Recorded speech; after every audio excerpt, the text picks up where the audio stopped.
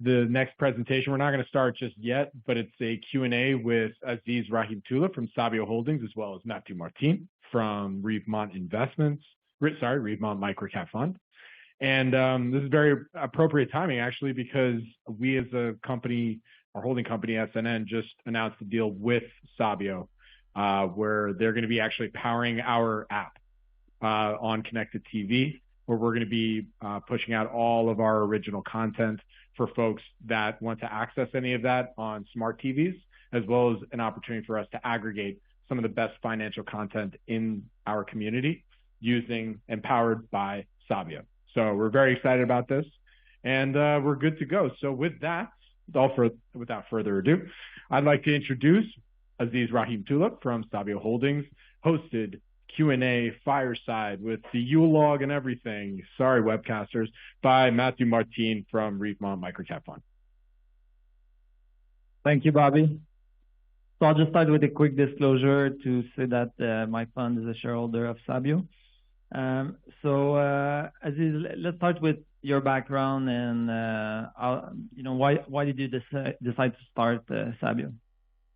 Thank you, Mathieu, and thank you for the opportunity to be here. And Robert and Shelley, we're super excited about the collaboration. We'll talk more about that in the coming days. So going back to your question, so my background, I started off my career at Fox Television. Spent 3 years there, spent another 6.5 at NBC, went to AT&T, spent another 3.5 there, then went to Opera, the browser company, spent 3 years there. And in all those journeys, what I recognized was missing is a deeper understanding of how to reach an audience effectively, specifically diverse audience. And so I named the company Sabio. And Sabio means wise or intelligent in Spanish. And my background is I was born in India, came here when I was 5. Now, why that's important is Gen Z, the generation that the company before was talking about, how they're different. Gen Z in the US is 49.1% diverse. 49.1% diverse and growing. It's the last not diverse, full diverse, majority diverse generation. And so that's my background. And so that's why what we set out to do, to answer Matthew's question, is we set out to not only reach those audiences effectively on mobile devices and on streaming apps, but to help brands and agencies like we work with, as we've done press releases about McDonald's and Toyota, help them better understand those audiences. And as you heard in the previous presentation, it's challenging for marketers. They don't know how to reach these audiences effectively. And so we're really becoming that bridge of that. Hopefully that answers the question. Yeah, it does. So let's dive a little bit more into the business model. So can you explain, what's Sabio, who do you sell to, and what do you deliver to your customers? Yeah, so let's use a specific example of McDonald's, right? So, and we have the press release we put out just only a few weeks ago. So McDonald's has a challenge on their hands. And their challenge that they're facing is you have a very fragmented media ecosystem. Now, here's a crazy stat that you all should know. In third quarter of last year, for those of you who have cable or traditional TV, 900,000 of your fellow cable subscribers cut the cord in Q3 of last year. 900,000 in one quarter. Now, if you're a marketer, you're saying to yourself, what do I do? How do I reach these audiences effectively? And so what we do is, in the case of McDonald's was trying to address the issue of helping them better understand Asian, Black, and Hispanic audiences. How do we get to those audiences more effectively? How do we validate that we reach those audiences? And then furthermore, help educate us on how we could further engage with them. So in that campaign, we've run ads for them on streaming apps. Now think of streaming apps as like, the apps that some of you use today, which is a Pluto TV, Samsung TV Plus streaming app, some of the different various apps across the ecosystem. So what we do is we work with them. We have technology that serves out ads onto those apps. But these are just not random ads. These are ads that are using our proprietary insights and understanding of diverse audiences. And what I mean by that, very briefly, we have a 55 million household graph in the US, 55 million. And when I started the company in 2015, we set out to build a better understanding of that diverse audience. So if you think about it, we have 55 million household graph that has 280 million mobile IDs flowing through monthly, cross-referenced with 110 CTV devices. And for those of you who are not familiar with CTV, those are the streaming platforms you see on your TV, the apps you use to watch some of the shows that are existing. We have a 55 million household footprint. Give you context of what that means. Nielsen only has now they're up to 100,000 panel footprint. Nielsen, the gold standard, only has 100,000 household footprint. So when Nielsen tries identifying different Asian audiences, Hispanic audiences, they just simply say Hispanic. They simply say Asian. And so in our case, in the case of McDonald's, we're helping them to better understand the various diversities within those diverse audiences. And Gen Z being 49.1%, it's important. That's their core constituents. Okay, so how do you sell? How do you go to market? Yeah, so we have sellers, we have offices in all the major cities, and what happens is, and this is part of our renewal rate. If you look at the stat we released in Q4, we have 90% of the advertisers, our major advertisers that work with us in 22 came back and worked with us 23. We're talking about Toyota, McDonald's, GM, Ford, just to name a few of the top brands. So 90% of those top tier, they're not even top 500. We're talking about top 100. When they worked with us in 22, they came back in 23. 76% renewal, 76% of our revenue comes from existing customers. Now, to answer that question more specifically, what happens is when we work with the Toyota, we start working with one of their brands. For example, we'll work with Corolla and help them reach those audiences. And then the Corolla team will say, hey, you know what? You've done a great job. We need your help on one Pathfinder. Or one of the other brands they may have, that might not be a Toyota, sorry, 4Runner. Pathfinder is Nissan. 4Runner. And so what we essentially do is we organically grow those relationships. It starts off with one brand, and these are big brands, and we're barely scratching the surface, right? And so that's really what we go to them. We start working with one brand.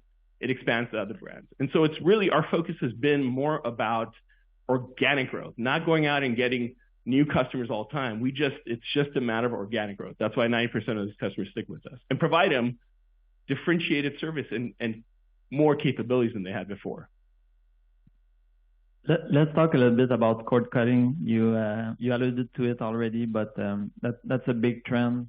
Can you elaborate a little bit on that trend and how it has shifted your revenue mix over time as well?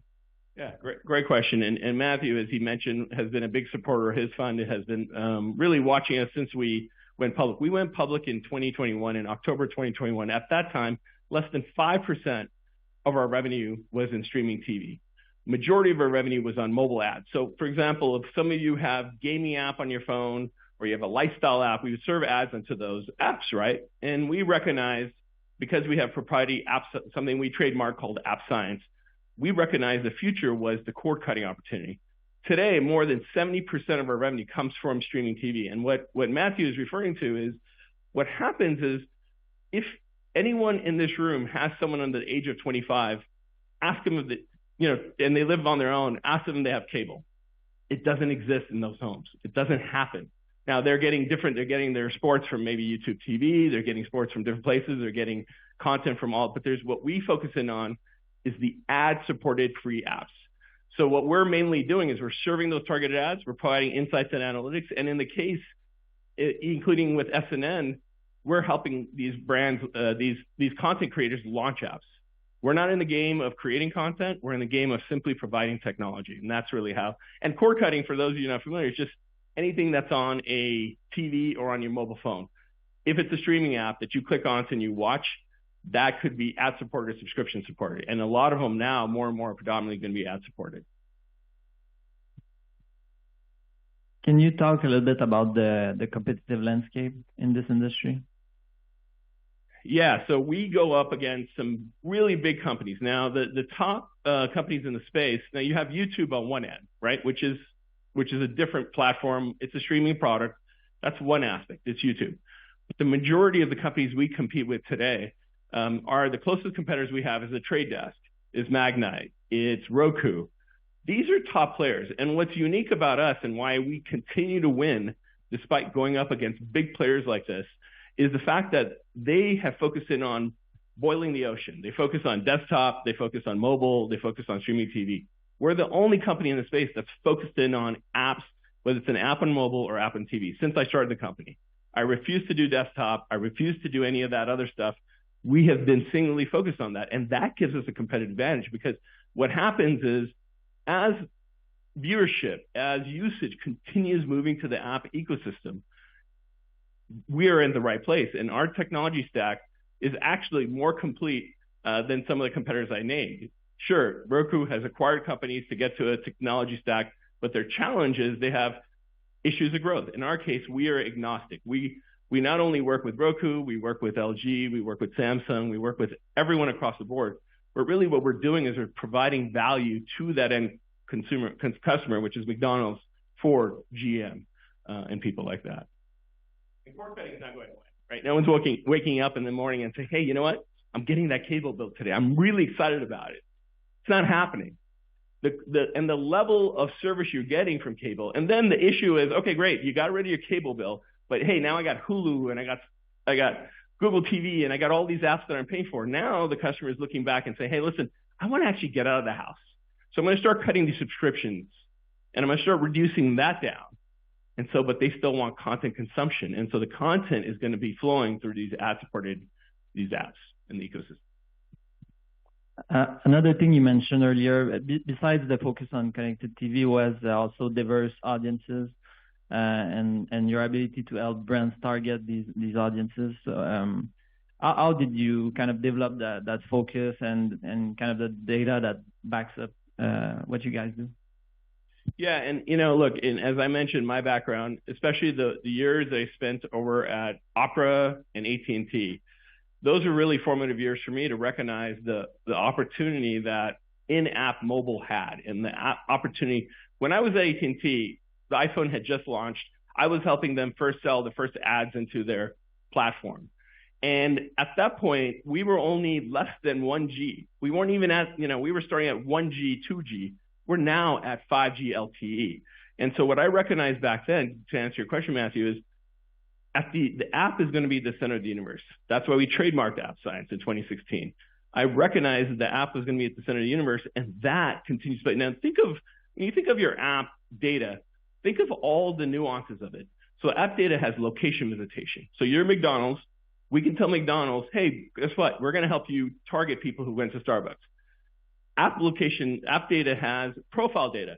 We can also tell in that household if there's mom with kids, because you've got kids apps and you've got mom's apps. And this is all privacy compliant, by the way. I just want to be very clear about that.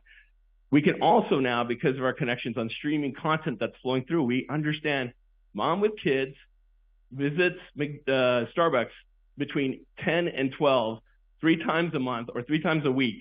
And so now that allows McDonald's to recognize, hey, I want to reach that audience. But not only that, I want to understand within the pool of diverse consumers, how am I driving visitation? Do I have enough representation of Hispanic audiences that are going to my stores? Do I have enough representation of Hispanic, Asian audience, Black audiences? And if you look at even just McDonald's quarterly earnings report that they came out with yesterday, they talked about marketing that is focused in on better understanding of the consumers in the marketplace. And they have said to us, we love working with Sabio and what you're doing because you're helping us with solutions we haven't seen elsewhere. And so these are the type, and we've heard the same thing from GM. We've heard the same, we did a release about Toyota. We've been working with Toyota for 1.5 years on our App Science Insights Analytics. And everyone talks about AI. We actually have it, because to get to AI, you have to have machine learning, which we've been doing since 2017. Toyota recognized you can not only help us understand those audiences, but now we're incorporating natural language capabilities. So Toyota is going to get answers that they might be thinking about, or even before they're thinking about it. And that's really where we're going as a company. You recently reported fiscal 2023 revenues, and you shared a little bit of an outlook for 2024 as well. It seems like it's going to be a busy year with the U.S. election, because you do quite a little bit of business in the political and advocacy advertising. So can you share some of those goals and milestones for this year? Absolutely. And, look, I want to address one thing as we talk about our full fiscal year. We did $35 million last year. The year before we did 42. And part of why we did so much better the year before is this political advocacy. Having said that, what we didn't do a good enough job, and, apologies to you, Mathieu, as an investor and some of the other investors, if you looked at our third quarter, that was not our best quarter. And we recognized we were not set up to win. So we did cost cutting, we fine-tuned it, we had losses that quarter. We then went back to profitability. We delivered $2.1 million of profitability in Q4. We increased our operating leverage. And to answer your question, we are set up for probably the best year of this company's history. And here's why. If you were the Biden campaign and you want to reach those audiences and convince people to vote for you, guess who their constituency is? Hispanic audiences, young Hispanic audiences, young Asian audiences, young Black audiences. That's their core constituency. They're not trying to, and they need, as you've heard on the news, they got a Gen Z problem. And so we are working closely with some of these campaigns across the board. Primarily, we're on both sides, but really, we're really focused in on the left in this election cycle because they've recognized the opportunity that our insights, our analytics, and our opportunity presents. And that is something that, as an investor, the question you're going to, and as Mathieu has asked me, great, tell me when I understand, when I could believe in what you're telling me. And he's not said that because he believes us. But tell me where I could start seeing that point of inflection point for your company. And really, the inflection point, as all of you has take a look, when you look at our financials, and that's why our stock is where it's at. We have $26 million upfront commitments. We've said this. We've said this publicly. Our stock today is trading at a market cap of 14 million Canadian. Talk about some real issues in terms of marketplace, but we're fine with that. We're not concerned. The way to look at us in this year and how we're going to be progressing is we delivered a great Q4 that talked about operating leverage, cost cutting of $4 million for the year. We're moving into Q1, which is never our strongest quarter, but it's going to be a better quarter. And then when you see political kicks in Q2, Q3, especially Q2, Q3 with some Q4, that's when the train ride starts. And so I would encourage all of you to watch us, keep close tabs of us, watch what we do in Q1 from a cost perspective, position ourselves well. And we've talked about the visibility. We have an unprecedented amount of visibility this year in our pipeline, more so than we've ever had in the history of this company, and partly because of the political cycle. Now, to address that, it's going to be a great year. And how do you address that for next year? And we've already worked on some opportunities for growth next year to sustain this growth. But I will tell you, this is going to be the year for us to really clean up our balance sheet, focus in on the fundamentals, and deliver to the marketplace what they're looking for: growth with profitability. And we're really determined to do that. Awesome. You made an acquisition a couple of years ago called Vidillion. But two-part question. Can you describe quickly, what was the acquisition, why it was strategic for Sabio, and also are there other M&A plans going forward? Yeah, and it was a great acquisition from the perspective. If you looked at our Q4 revenue numbers, our actual margins held. Now, we're in a competitive industry where margins go between, roughly drop between 45 all the way to 59, 60%. We held our margins in Q4 of last year.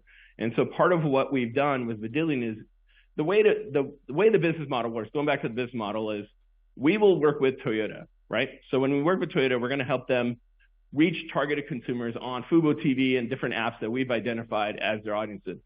We will take inventory from Fubo TV. We will serve that ad into that spot.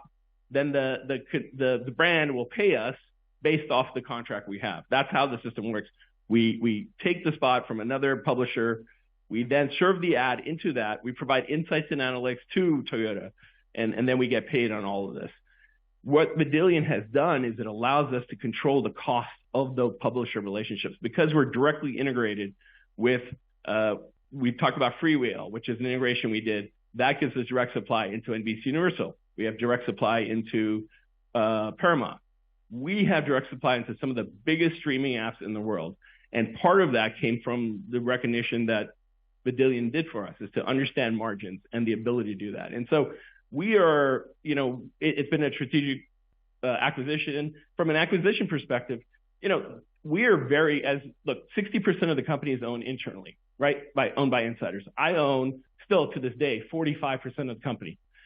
Dilution is a concern at every turn, not just for me, but investors that join our group. And so when we think about acquisitions, we think of it has to be creative, it has to make sense.